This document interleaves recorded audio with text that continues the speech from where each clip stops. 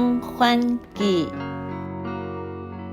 是一本记载17世纪初台湾地理甲台湾原住民族的人事杂记，为明朝入省但地伫西元1603年所写，是现存较早期汉人对台湾地形、港口、贸易和风俗记录的文献。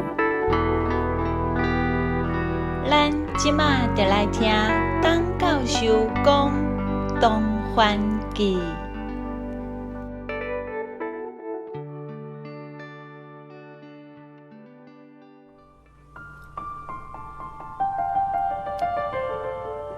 东番记7之2。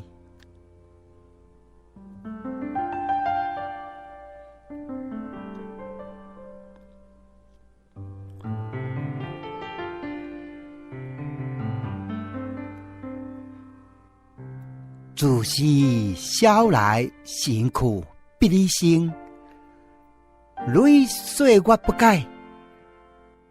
大善之路，夫希望世家营世，如亲人，世事件如虎庙。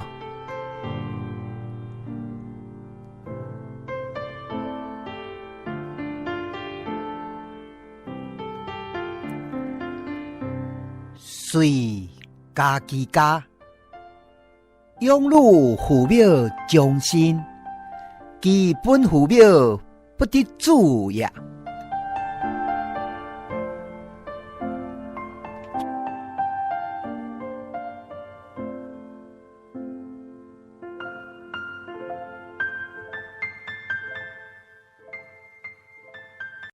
东番记7之2。婚姻风俗，台文翻译。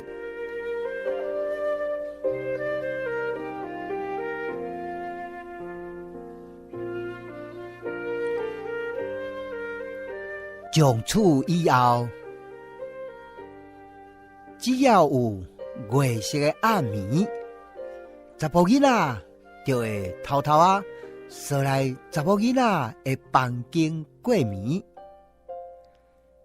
隔工透早拍扑仔光就离开，规年烫天，一年四季，就安尼偷来暗去，一直到查某囡仔有心要生的时，查某囡仔才亲身去查甫囡仔因兜迎亲，一直到迎亲这个时阵。查甫囡仔才第一摆公开正式见到查某囡仔的父母。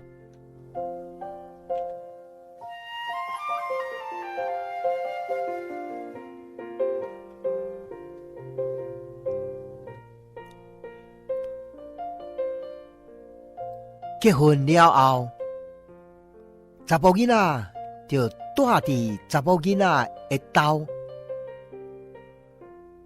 此后，一世人友好查某囡仔的父母，相对来讲，查甫囡仔就无法度友好家己厝内的父母。